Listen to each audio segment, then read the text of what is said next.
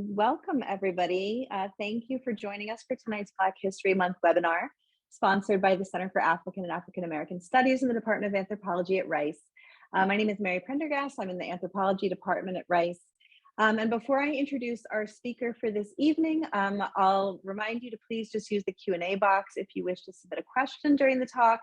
Those will be visible to the panelists and not to others.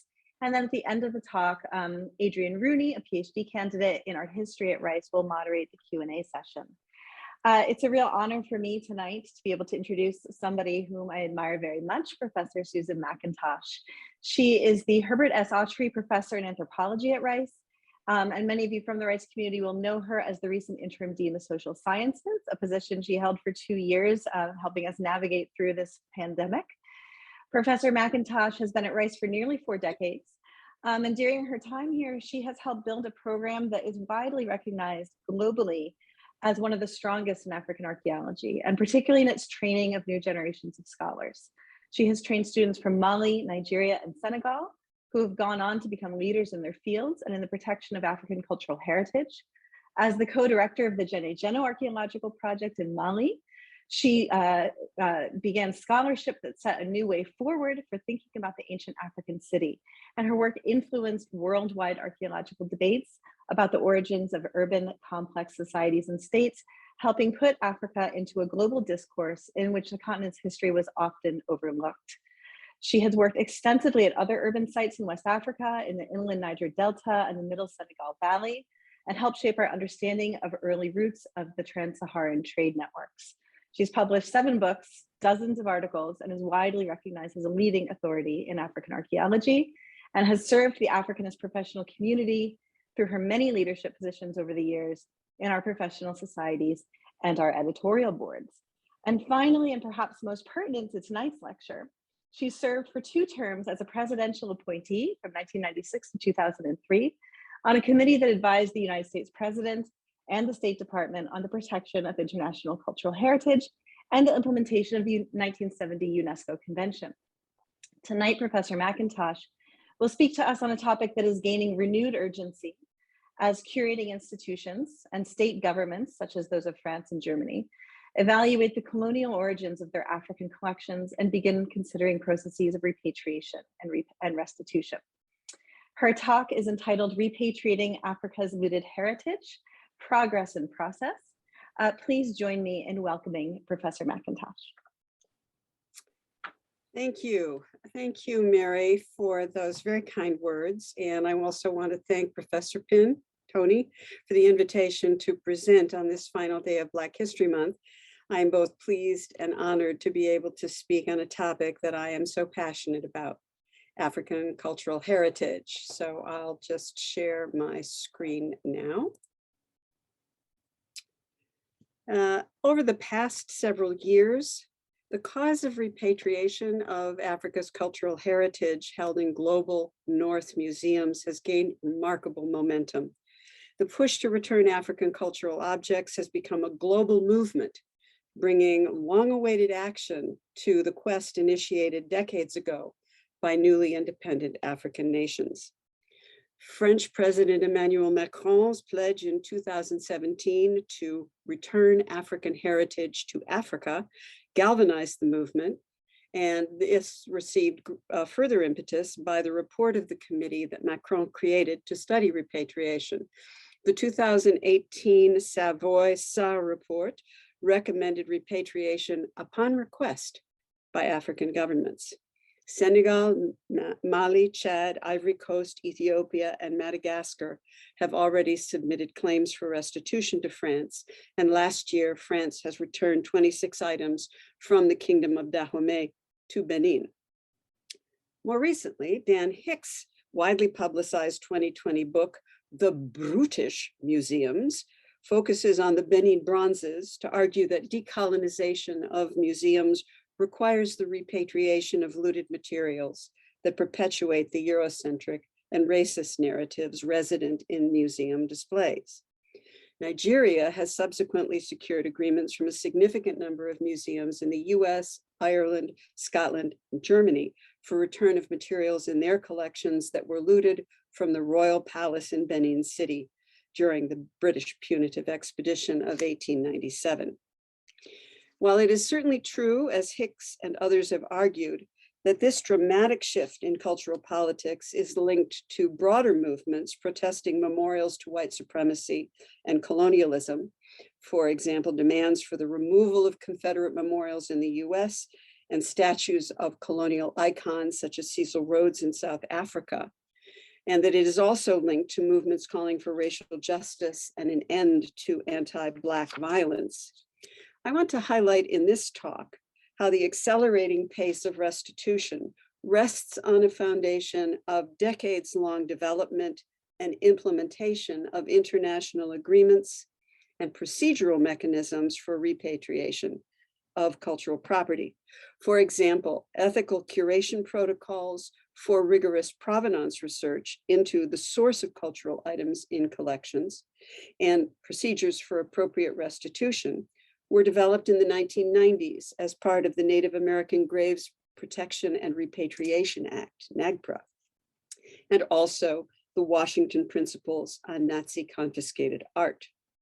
Provenance research is the essential first step in consideration of any request for return of cultural materials. And museums considering restitution today employ standards developed over the past 3 decades. In the remainder of this talk, I want to focus on the foundational role played by the 1970 UNESCO Convention. Has a very long title, here we go, on the means of prohibiting and preventing the illicit import, export, and transfer of ownership of cultural property, which I will hereafter refer to as simply the convention or the UNESCO Convention. The convention was formulated in 1970 as many recently independent countries realized that it would require international agreement and assistance to prevent continuation of the appropriation and sale of cultural patrimony that colonial powers had engaged in with impunity. The convention identified prevention of trafficking as a key priority, but also contained provisions for restitution. It provided the legal foundation and codification of principles that enabled 2 remarkable instances of repatriation of cultural items to Mali just in the past 3 months. In December 2021, over 900 pottery and stone artifacts from archaeological sites that had been seized by US Customs were returned to the state, to Mali by the State Department. And here you see them as they were in the customs warehouse in the Port of Houston. I'll say a little bit more about that later. And earlier this month, the Boston Museum of Fine Arts signed an agreement with Mali to voluntarily return 2 terracotta statuettes that were illegally exported from Mali and bought by a private collector in the 1990s, who then bequeathed them to the museum. Both these repatriation efforts were initiated a decade or more ago, but were delayed by political instability in Mali. My perspective on the UNESCO Convention is informed by my participation, as Mary mentioned, from 1996 to 2003 as a member of the advisory committee that is charged with making recommendations on requests for US protection under the convention. At that time, voluntary repatriation by a major museum was almost unimaginable. So I offer a perspective on the major changes that have occurred over the 20 years since I began my first term on the committee. I have also been significantly involved in different capacities with both the repatriation cases just mentioned. My primary research area is the middle stretch of the Niger River. In particular, the inland delta, circled in red, which is the area that has produced the most highly sought after antiquities. Many of these are stylistically distinctive and impressively crafted terracotta statuettes. The inland Niger Delta is an area that has been central to strategic control of Niger River transport by all 3 of the great West African empires, Ghana, Mali, and Songhai. Centers for trade, production, supply, and transport, such as Djenné, were important nodes linked to trans-Saharan trade. So the history of this area is absolutely central to African history and the documentation of Black achievement in pre-colonial West Africa, a point that Michael Gomez made in his recent book, African Dominion. This is why the UNESCO Convention's concern with preventing looting and trafficking, rather than solely focusing on restitution, is so critical for me as an archaeologist, and also, I believe, for the project of replacing conjectural histories for Africa's pre-colonial past with histories based in evidence. This is a region for which there is no written accounts before the 9th century CE, when chroniclers writing in Arabic began to mention sub-Saharan locales, although they did so often in sketchy, ambiguous, and sometimes very contradictory terms. Even in the 14th century, a traveler like Ibn Battuta recorded such hazy details about his itinerary to the capital of Mali that historians have variously located it in modern Senegal, Guinea, or Mali. Local histories written in Arabic by Sahelian elites in Djenné and Timbuktu generally date to the 17th century or later. And by Sahel, I mean the semi-arid transition zone between the Sahara Desert and the Savannah. Oral histories still exist in various areas of the Sahel, but these have been extensively overwritten by centuries of Islamic learning and practice. So the primary source for pre-colonial history of these areas is archaeology. In the inland delta, permanent settlements are on man-made mounds that elevate occupation above the annual floods. And you see here flood stage at the city of Djenné, where the very famous mosque, iconic Sudanic style mosque in solid mud, 7 stories high. Thanks to the elevation of these mounds, we can identify archaeological sites in the floodplain using aerial and satellite imagery. Here are the known archaeological mounds in an approximately 10 to 12 kilometer area around Djenné, which is this blue dot here, mapped onto Google Earth imagery. Until the 1970s, as best we can tell, destructive forces affecting these mounds were mainly wind and rain erosion and the farmers who might plant millet or mango trees on the mounds. These mounds were largely unmolested by digging for artifacts for a simple reason. Some French colonial administrators had sunk a few trenches into abandoned mounds around Djenné and found nothing of interest. Presumably, they hoped for, but did not find, rich tombs, epigraphy, or monumental architecture. Only masses of broken pottery and mud brick building foundations that they did not know how to study and interpret, and certainly did not value. In fact, the archaeology of West Africa was marginalized and under-researched throughout the colonial period and well into the post-colonial period for precisely these regions. Inland Delta archaeological sites began to come under the threat of looting in the 1970s, when terracottas from the Djenné area became increasingly attractive to collectors. This was happening at a time when authentic African ethnographic objects, and by that I mean objects created for and used in traditional ceremonies and rituals, became scarce in the post-colony. African entrepreneurs were creating a steady stream of objects that they distressed to look as if they had been used for decades. Collectors became wary. Archaeological items took on a new value as they seemed reliably authentic and of some antiquity. This coincided broadly with the elevation of what was previously termed primitive or tribal art to the status of fine art by the Metropolitan Museum's decision to create a new wing devoted to it. The Michael C. Rockefeller Wing of African, Oceanic, and Pre-Columbian Art opened in 1982. The 1980s and 90s were a period during which archaeological sites in the inland Niger Delta were quarried for statuettes to a catastrophic extent.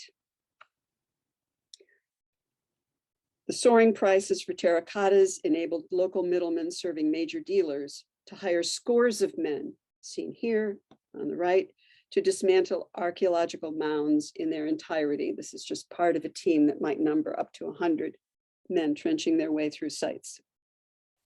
Individual looters would dig individual tunnel mounds.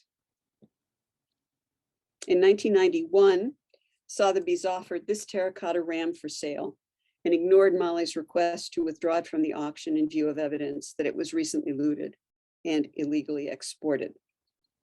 A Dutch inventory of sites in the inland delta with evidence of recent looting made the disastrous scale of the destruction clear.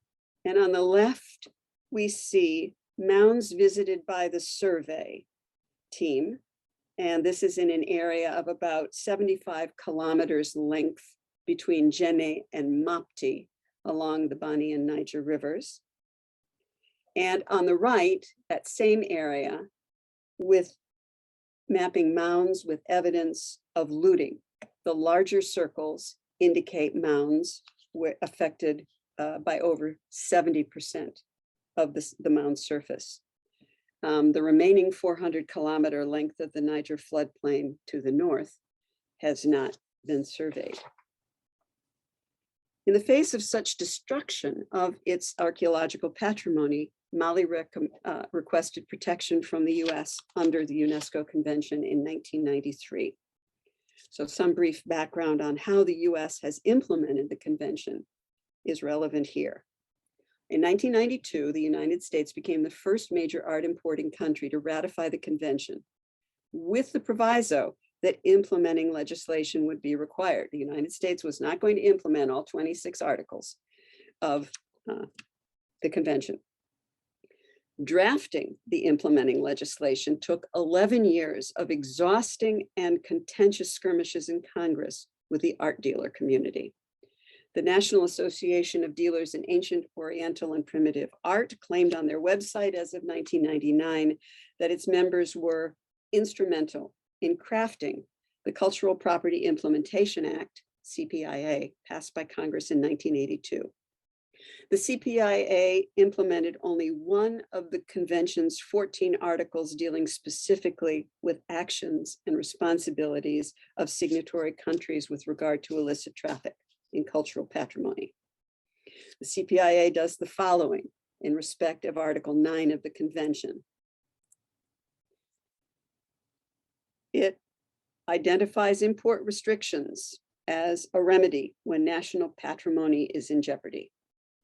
Sets out conditions for bilateral, multilateral, or emergency unilateral action, and creates a committee, the CPAC, to review requests for protection from other members, signatory states. And as Mary mentioned, I was appointed by President Clinton to the CPAC for 2 terms. I served with 2 other archaeologists and 8 members representing the interests of art dealers, museums, and the general public. Our role was to review the voluminous documentation that requesting countries were required to provide in support of their request and decide whether that documentation provided adequate evidence to support 4 essential determinations specified in the CPIA. Since import restrictions would be the consequence of a positive recommendation on the 4 determinations, you may imagine how energetically the art dealers on the committee contested each point. On the first point, in most cases, the pillage referred to is taking place at archaeological sites, though pillage through theft from religious sites and buildings and museums may be involved. The recurring points of contention raised by the members, the art dealer members, how do we know that pillage is currently occurring?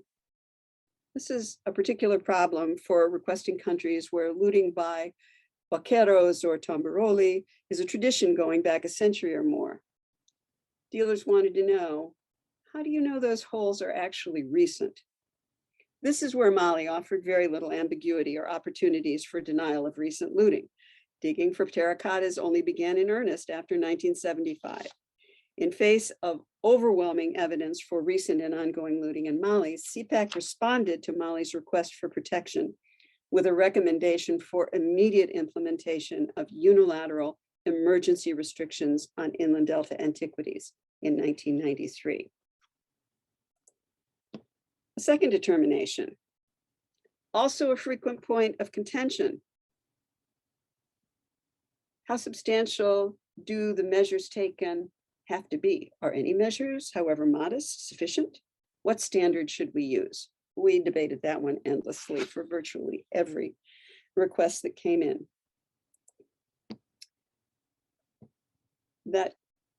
This reflects a belief, a cultural belief, that cultural objects have universal value and should not be sequestered in source countries.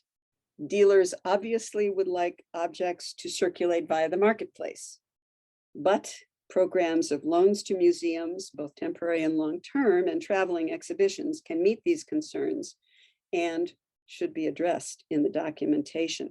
Mali has loaned numerous items since 2019 for two major exhibits, one on caravans of gold that started at the Block Museum in the Northwestern, traveled to the Aga Khan. I believe it's currently at the Smithsonian National Museum of African Art. And then the Metropolitan had a major exhibit on the Sahel and kingdoms of the Sahel. And fourth, that import restrictions have a good chance of working, and other alternatives wouldn't. This was a huge bone of contention in the 1980s and 90s when the US was the only major market country who had ratified and implemented the convention. If the US imposed import restrictions, the cultural pillage would surely continue and simply flow to other markets, it was argued. This argument ceased to have any salience as the other major Western market countries ratified and implemented the UNESCO convention. Another point frequently raised by the dealers was that import restrictions by the US amounted to the US enforcing another country's export restrictions when that country was just doing a poor job of it. They got a lot less traction on these objections once exposés were published documenting the lengths that dealers and highly respected museums such as the Getty and the Met went to smuggle antiquities out of source countries. One important consequence of these embarrassing exposés was the creation of compliance and provenance offices in all major auction houses and museums, and also the development of museum codes of ethics. The voluntary repatriation of the terracottas by the Boston MFA this month can be credited to the meticulous work by their provenance curator, Victoria Reed. As a measure of how dramatically things have changed since I was on the CPAC, these same statuettes were the focus of a request for repatriation to Mali in 1998, when they were loaned by that same donor for an exhibit in the Boston Museum of Fine Arts' New Africa, Oceania, and Pre-Columbian Gallery. When the museum director rebuffed that request from the Malian embassy, I flew my former graduate student, Teraba Togola, who was at that time director of cultural patrimony in Mali, to Boston to meet with the museum director and make the request in person. The director simply refused to receive Dr. Togola for the meeting. Unimaginable today, common practice 20 years ago. The US bilateral accords have steadily gained momentum after a slow start, shall we say, in the first 17 years of the CPIA. And I think that the gathering momentum reflects the fact that import restrictions, once an agreement is in place, have really important effects. This is what they can do. And this is very significant, particularly to source countries such as Mali, who are poor. We can hardly overstate what this means to them, because absent protection under this CPIA, countries would have to engage in lengthy and prohibitively expensive legal battles to get their cultural property returned. And only then if they can definitely prove it was stolen. This can be really hard to do with archaeological materials ripped from the ground by looters. The objects haven't been documented and photographed or accessioned by museums. But this kind of documentation is necessary under the stolen property statutes that they would have to pursue. Turkey, for example, spent several $100,000 in legal fees in the 1980s to get back the stunning Lydian hoard of a voluminous collection, hundreds of gold, silver, and bronze hollowware items and jewelry, looted from tombs dating to the 6th century BCE, and bought by the Metropolitan Museum in New York just weeks after the looting took place. The Met finally admitted, after 6 years, that they knew the material was stolen after Turkey was able to demonstrate that the wall painting fragments at the Met exactly match the spots where wall paintings were cut out of the tomb. The Met returned the items to Turkey in 1993. The Malian artifacts that were returned in December, on the other hand, are a good example of how the CPIA restrictions work. A shipment came into the Port of Houston in 2009. It listed recent cultural artifacts and reproductions destined for a gallery in the Southwest on the shipping list. The custom agents in Houston had coincidentally just finished a training workshop given by the Department of State to acquaint officers with the source countries and materials protected under the CPIA. They knew that the US had a bilateral accord with Mali, and they knew the shipment originated in Mali.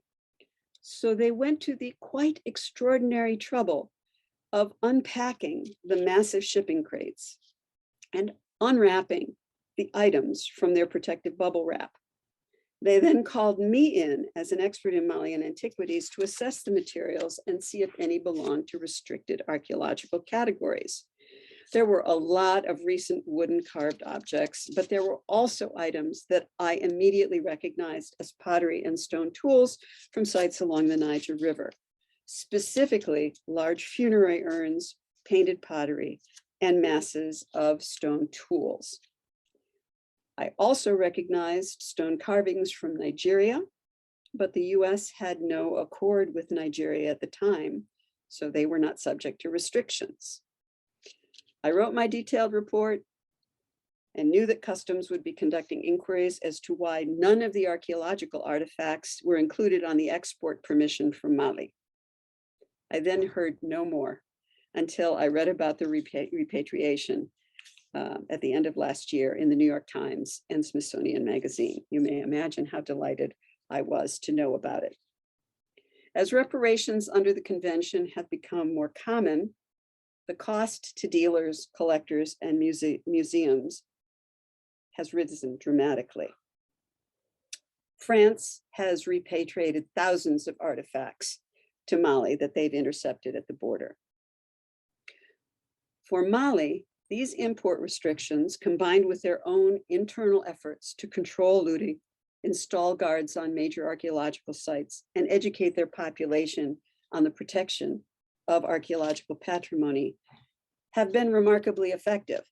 Looting at archaeological sites within a 40-kilometer radius of Jenny had been virtually halted throughout the 2000s when I was able to visit the area.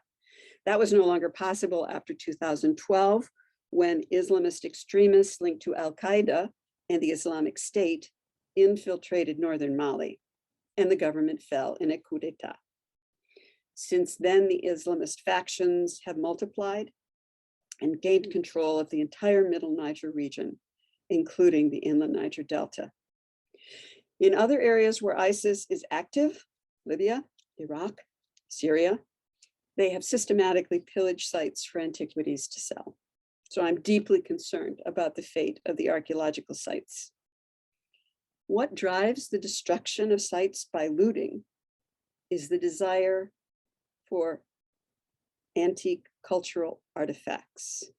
beautiful things from the past, and the market is happy to fill that desire. But the objects alone, ripped from the context in which they were created, used, or deposited, actually tell us remarkably little about peoples and societies in the past. I'll give you a brief example of what a scientific excavation to recover and record contexts as well as objects can tell us about a single mound in the inland delta, while remembering that there are thousands of mounds there, each with histories that can be recovered if the deposits are not too disturbed by looting. The mound of Geni, one of dozens in the immediate vicinity of the town of Geni, visible in the background. This is, as I've labeled here, a man-made landscape. Virtually everything that you see here with vegetation on it is an anthropogenically or human-created mound for habitation in the past. Geni is a very large occupation mound or tell. The intensity of its occupation can be seen in the thick carpet of potsherds on the surface, those ones that the French colonial administrators could not be bothered with. And it measures about 6 meters, 18 to 20 feet in height. And those 6 meters represent 1,500 years of accumulation and deposits containing evidence of how people lived, ate, traded, consumed, pottery styles, metal, created it, used it, discarded it, and how they were buried throughout this time frame. We can trace the development of the mound as people built houses, first out of mud plastered thatch, then mud brick made from floodplain clay, head portered up from the floodplain. And this is what contributed to the accumulation of the mound as houses were lived in and then abandoned. We now know that the cylindrical bricks that are the hallmark of Geni masons historically go back to 900 CE, and the houses at that time were round. A couple of centuries later, influence from the north, either in the Sahara or North Africa, is evidenced by a shift to rectilinear buildings, still built with cylindrical bricks. New technologies like spinning and weaving are indicated by the appearance of spindle whorls. They're shown here on a modern woven blanket from Geni. This is not an archaeological textile. And alas, we did recover from a secondary context, buried in a pit for reasons we have no idea of the motives for, one of the most spectacular examples of terracotta statuary. And it is kind of the crown jewel of the National Museum of Bamako, but alas, it means that inadvertently and unwillingly, we have contributed to the mania for these statuettes as people hope to find something of comparable quality. We have context for urn burials and have learned that an urn could contain remains of 1 or 2 people who might be interred at different times. And some urns, similar to the ones in the 2009 shipment, sat on beautifully executed potsherd pavements. And we finally get some clue as to how some of the terracottas were used. The kneeling style seems to involve votive style deposits either buried under house floors. Here, this statuette was found under the house floor with pot lids, with relief figures of a headless human and a snake. And that context was dated. And then we have another case of kneeling statuettes that are in a niche in a house foundation. And you see the little square platform here, the niche. Here are the 2 statuettes side by side, and the wall was built up around them. They might have been accessible from the inside of the house. Of the over 1,000 so-called Jenny terracottas known to be in collections, fewer than a dozen come from known contexts in authorized excavations. Most of these are from my and Rod McIntosh's excavations in concert with Malian collaborators. So in summary, the example of Mali has, I hope, demonstrated how the long, contentious process of implementing the CPIA in the US has produced, over time, significant improvements in process, such as provenance research and ethical curation codes, and has made repatriation easier to accomplish and more common. The current wave of repatriations is significantly enabled by this history. It is, however, sadly the case that, as welcome as these reparations are, they can never repair the social fabric that was rent in Benin City and countless other locations in Africa by the desecration of shrines and dispossession by violence or other means of sacred, royal, and ancestral material culture. The violence and the damage can be redressed potentially, but never undone. And so it is with the archaeological heritage. Repatriation cannot repair the damage done to sites by looting, nor secure for us the precious evidence for Africa's pre-colonial past that was destroyed in the process. Future prospects for expanding our knowledge of the past in the Inland Delta and elsewhere depend on the international will to step up prohibitions on trafficking looted antiquities. We used to be able to gauge the magnitude of the problem by looking at dealer websites to see what was for sale. It was that open. But thanks to the success of the CPIA, restricted materials do not appear. The trade, I fear, has gone underground, perhaps to the dark web. With this new phase emphasizing the return of cultural materials to Africa, I will hope that we will not fail to give due attention to the threats to the archaeological heritage that persist in West Africa. Thank you. Thank you so much, Dr. McIntosh, for this incredible talk. I have many questions myself, but I will open the floor to other people first, as I think the audience should get first go here. So I'll start with a question from Dr. Bird, and I'm going to read it verbatim. So he thanks you and says, you've alluded to a global contemporary economy of looting and destruction, from buyers of pillaged goods to auction houses to middlemen, fences, etc. That helped to fuel a late 20th century illicit traffic. Is a different kind of economy developing, centered in West Africa, in the wake of repatriations and greater controls on looting? Yeah, and I have made some sort of marginal reference to the fact that so much of the Sahel zone, and specifically in Mali, is now infiltrated by Islamist insurgents, and they are well known to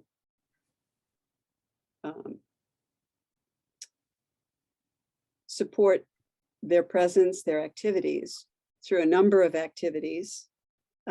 Looting sites and selling antiquities is a primary one.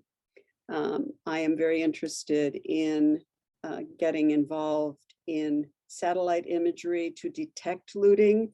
The satellite imagery is now so high resolution that you can actually see individual looting holes, so that we can get a sense of the magnitude of the development of looting fairly recently. And so there are greater controls on looting. And as I sort of said in my closing, I fear that because we can't see it anymore, that it has simply gone underground, and that it is done by person-to-person contacts with networks of dealers. Collectors contact dealers privately. And none of this is done in the open. And if any advertising is done, I have not tried to get on the dark web and see, I mean, all sorts of incredibly illegal things go on the dark web. Possibly this is one of them, but I fear that you are quite right, Alex, that something is developing. And this will be the great challenge for this next phase as we're getting all this material back to Africa. And the challenges that that poses for African countries figuring out what kinds of museums, and the museums are being built to house this material, but what should a museum look like? I'll be very interested to see the kinds of models that they come up with. This is something of great concern, to keep monitoring the archaeological sites and try to figure out how we combat a trade that we largely cannot see. Okay. Yeah. This is an amazing question to sit with. I think, how can we combat a trade that we cannot see? I'm going to take a question from Carrie Ward that continues in the line of the global market or the global trade, illicit trade. Thank you for your wonderful talk, Susan. Following up on Dr. Bird's question, is there an expanding global market in West African artifacts in countries with expanding wealthy elites, for example, in China? And I can't tell you that I know this for a fact. I suspect it very strongly, not only China, but Russia. We do have evidence that Russian oligarchs use art to launder money. And for all I know, African antiquities are among them, but I do not know for sure. But this is truly something that we have to be on the lookout for. You know, the European Union has recently imposed some extremely stringent rules on the sale of cultural property that have art dealers kind of up in arms. It's sort of like the 1990s Redux from my perspective.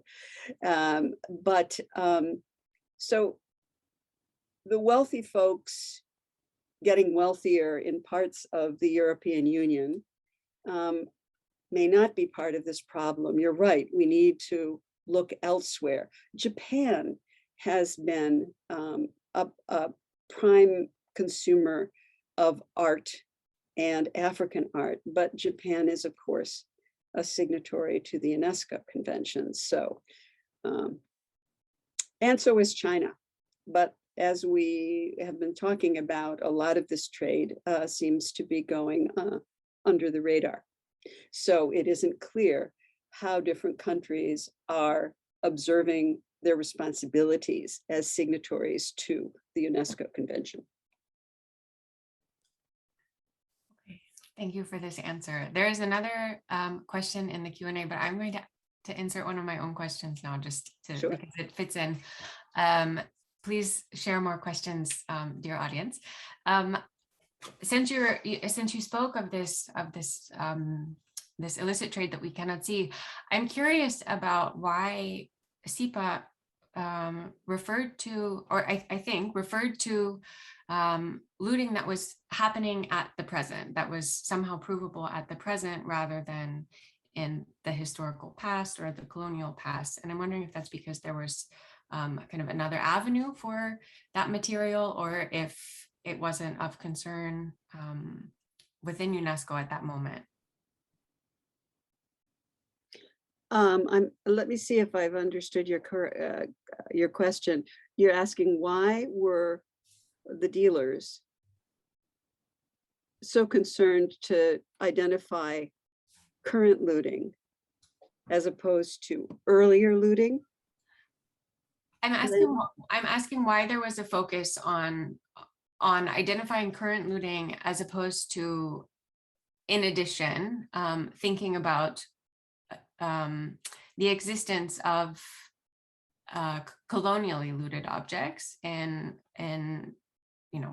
colonial museums, essentially. So why the emphasis was on the present actions rather than the past? And maybe I'm misunderstanding. No, it's a good question because lots of activities were going on, but there is a time frame during which the UNESCO Convention is an active instrument that people can act on. People do interpret it differently. Some of them take the 1970 creation of the convention as the point after which trade in traffic in cultural objects becomes illegal if they don't have valid export documentation. Some take the date that the country, the source country, established national legislation claiming all subsurface archaeological material as national patrimony as the date. That would be 1985 in the case of Mali. It would be like 1907 in the case of Mexico.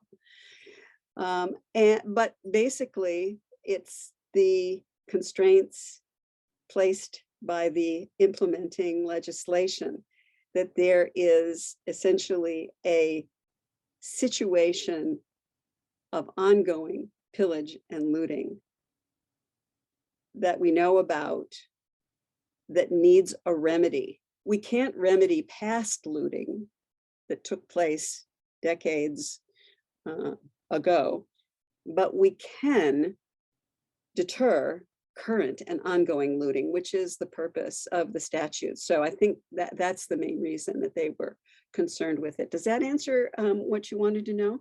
Definitely. Yes. Yes. Okay. Yes. Thank you. Thank you. Yeah. I'm going to take another audience question from Dauda Adamu.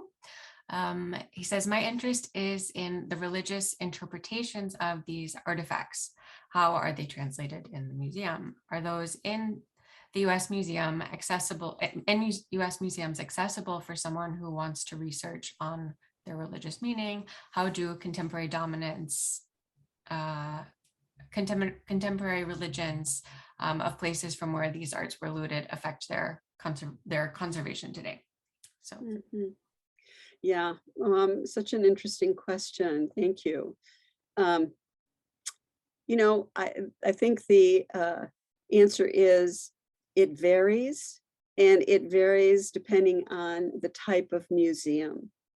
If you have pieces of essentially ritual cultural objects as they were originally used that are being displayed in an art museum, they will be almost certainly completely decontextualized, put on a pedestal with a spotlight on them, which immediately elevates them to fine art, gives the viewer all the visual cues they need to recognize it as an important piece of fine art. If you're in an ethnographic museum, there's going to be more context. But I think what the most interesting aspect of your question is going to be how African museums, once they get this material back and understand fully the ritual contexts and purposes for which it was created, what they are going to do to translate it for viewers to represent it more fully and more appropriately. okay, thank you. Thank you for this answer. Let's see. Dr. Bongba has thanked you for your presentation. You have always been an African and global treasure, as he says. Here is my question. In the effort to recover these treasures, are these often treated as national treasures, or are individuals and families claiming some of these treasures? Yeah, this is a great question. Thank you, Elias. You may already be aware of some of the contentious issues regarding this with respect to the Benin bronzes, that we have a three-way dispute that Nigeria is trying to mediate between national repatriation on the national level Edo state in which Benin City is located, and Benin, the Benin Kingdom was an Edo kingdom. They want to build their own Edo Museum. David Ajay is going to be the architect. They've got it all planned. They're raising money. But the Oba of Benin feels that he is the proper receiver of things that were stolen from that late 19th century Oba. And it has gone so far as, the confusion. People have tried to get the Oba's family members involved. The Oba disavows their involvement and says they don't speak for him. So nothing is easy and nothing is clear. I imagine the Nigerians are going to sort it out. The National Commission on Monuments and Museums has stepped in to try to mediate, and we'll see what happens. But the answer is yes. These treasures coming back, they're important as treasures, as cultural icons with an enormous meaning for various facets of history in Nigeria and different groups. But they also confer, in addition to that, the promise of certain prestige. Nigerians understand well that this has implications for attracting tourism into the museums that they hope to build. And so it is contested. So thanks for the question. Okay, I'm going to move on to a question from Solange Ashby. Can you say more about the individual collectors in the United States who are buying this stolen patrimony? How are they being published? Are their names being made public? Yeah, well, in some cases, their names are public. I was just reading about the New York collector, Michael Steinhardt. He has been in the news going back into the 80s. He is a collector of classical antiquities, and the Manhattan DA has just seized from him some Greek antiquities that were illicitly exported, and that's been in the news. So you get out there as someone who has been less than ethical, and your punishment is you lose the $2.6 million that you invested in that piece when it goes back to Greece. So some people get punished. I will tell you, often they are dealers rather than collectors. Collectors will often assert that they had good faith in the dealer and felt that the dealer was an honest broker. But you may remember the National Association of Dealers of Ancient or Oriental and Primitive Art. I keep forgetting that whole acronym, what order they come in, but the ones who helped craft the CPIA legislation. These folks always came to the open sessions of the CPAC meetings to protest loudly the direction that our deliberations might be going. And one of the president of that group, Fred Schultz, was convicted in 2002 of illegally importing antiquities from Egypt. He had a partnership with Jonathan Tockley Perry in England. They would send the antiquities to England.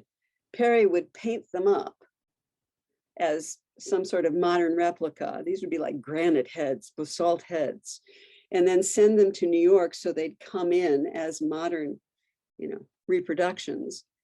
Fred would clean them up, create a false provenance for them from the collection, the estate of a collector of 19th century antiquity, blah, blah, blah.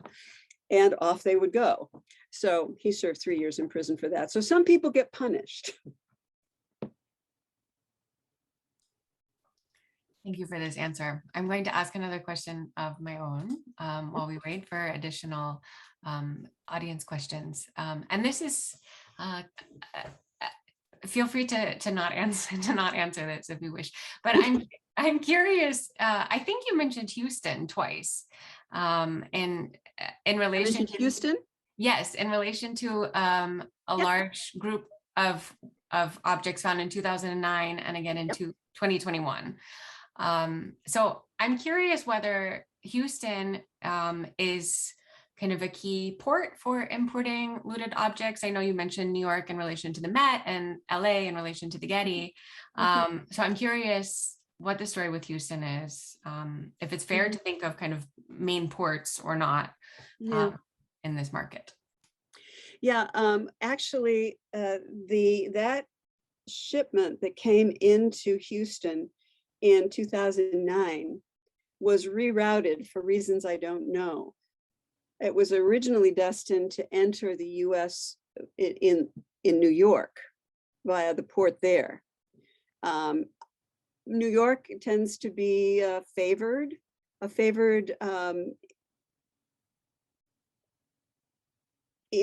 entry port. It's very busy, and the feeling is, as I understand it, that customs agents don't have a great deal of time to lavish on individual shipments the way the customs agents in Houston did. So it was just a fluke that it came into Houston. And I don't know how Houston is considered now. I think it probably got somewhat of a reputation as a result of that seizure. Possibly dealers avoid it, but I don't know how dealers are getting their material now. As I say, with the trade going underground, people are routing it out of places like Mali overland rather than by air freight, because border controls are fairly lax. And then they can represent it as coming from another country that doesn't have an accord, et cetera. So there are lots of different things, but I think that the Houston customs agents were absolutely at the top of their game. And for the 2021, I don't know if you're referring to the repatriation of the 2 statuettes or the repatriation. Well, that was 2022. So the repatriation was of that 2009 shipment. It just took all that time because Mali has been politically unstable for many years. I see. Okay. Yeah, thanks for the opportunity to clarify that. No, thank you for your answer. Let's see. Dauda would like to know whether he may contact you after this. Absolutely. Happy to correspond. Okay, great. And are there any other audience questions? We are heading on the top of the hour, so I will allow one more. And if there is nothing, then I will hand it over to Dr. Prendergast for a closing. Yeah, I don't see another question coming in. So I would just like to thank Dr. McIntosh for this very stimulating lecture and the discussion afterwards, all of the great questions from our audience. So thank you everybody for coming. This concludes our webinar. Have a wonderful evening.